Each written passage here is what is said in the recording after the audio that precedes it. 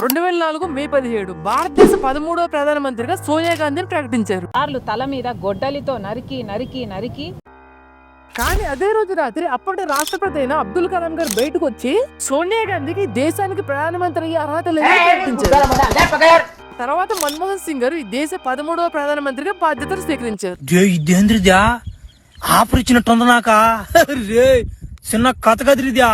అసలు ఆ రోజు రాత్రి ఏం జరిగిందో బయటికి రాలేదు.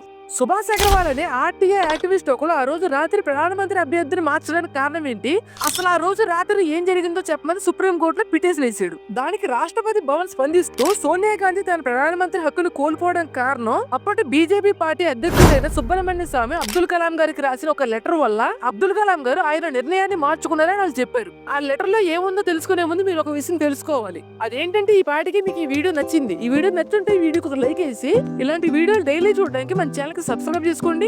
డైలీ ఒక కొత్త విషయం తెలుసుకోవడం మీకు కూడా మంచిది. దాంతో పాటు మీకు ఇంట్రెస్ట్ ఉంటే మన దేశానికి ఇంతవరకు ప్రధానమంత్రిగా చేసిన వాళ్ళు ఎవరు గొప్ప వాళ్ళని మీరు అనుకుంటున్నారో వాళ్ళ పేరు కింద కామెంట్ చేయండి. ఇక వీడియోలోకి వచ్చేస్తే 2024లో జరిగిన అసెంబ్లీ ఎన్నికల్లో కాంగ్రెస్ పార్టీ సోనియా గాంధీ నేతృత్వంలో ఎన్నికల్లో దిగింది. కానీ ఆ ఎలక్షన్ లో ఏ పార్టీకి కూడా స్పష్టమైన మెజార్టీ రాలేదు. అప్పుడు పవర్ లో ఉన్న బీజేపీకి 181 స్థానాలు వస్తే కానీ యూపీఏ కూటమికి మాత్రం 218 స్థానాలు వచ్చాయి. అయినా సరే కాంగ్రెస్ కి ప్రభుత్వం ఏర్పాటు చేసేంత బలం లేదు. దాంతో కమ్యూనిస్ట్ పార్టీలు, బహుజన్ సమాజ్వాదీ పార్టీలు అన్ని కలిసి కాంగ్రెస్ ను సపోర్ట్ చేసి వీటి సపోర్ట్ తో కాంగ్రెస్ పార్టీ ప్రభుత్వం ఏర్పాటు చేయడానికి సిద్ధమైంది.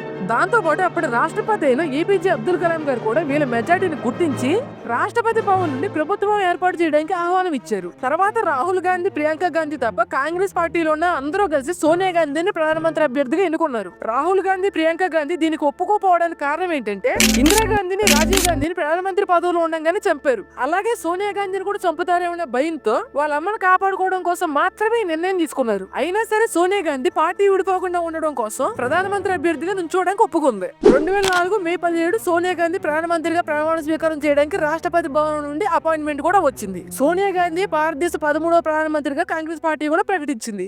దీన్ని ఇండియన్ మీడియా, ఇంటర్నేషనల్ మీడియా కూడా కవర్ చేయడం మొదలెట్టారు. కానీ ఇదంతా కూడా ఈ ఒక్క వ్యక్తి తెర మీదకి రావడానికి ముందు మాత్రమే. ఈ వ్యక్తి తెర మీదకి వచ్చాక సోనియా గాంధీ జీవితం మొత్తం తలకిందులైపోయింది.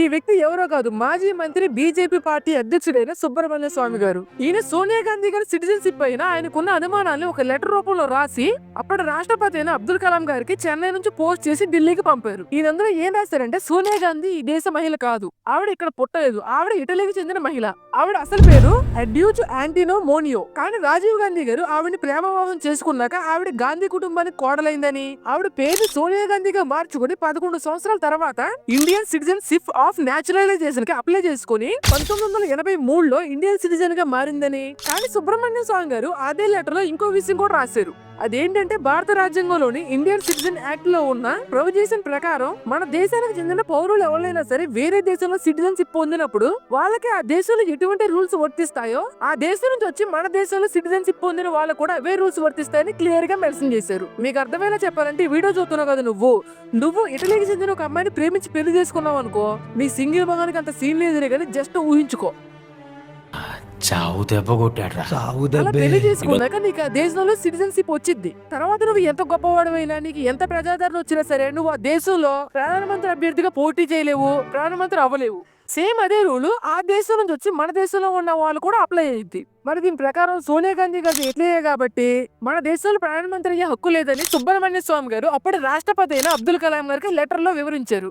ఆ లెటర్ విన్నాక సుబ్రహ్మణ్య స్వామి గారిని అబ్దుల్ కలాం గారు రాష్ట్రపతి భవన్ కి ఆహ్వానించారు. అక్కడికి వెళ్ళాక రాష్ట్రపతి భవన్ లో ఉన్న కొంతమంది ప్రముఖులు అందరూ కలిసి స్వామి గారు మీరు రాసిన ఇండియన్ సిటిజన్ యాక్ట్ లో ఉన్న ప్రొవిజన్ గురించి మా అందరికి మళ్ళీ ఇంకోసారి ఎక్స్ప్లెయిన్ చేస్తారని అడిగితే ఆయన రెండోసారి కూడా ఎక్స్ప్లెయిన్ చేశాక అబ్దుల్ కలాం గారు మీరు రాసిన ఈ లెటర్ మేము చాలా సీరియస్ గా తీసుకుంటున్నాం అని చెప్పారంట. తర్వాత సుబ్రహ్మణ్య స్వామి గారు కూడా నమ్ముకుంటే బయటకు వచ్చేసారంట.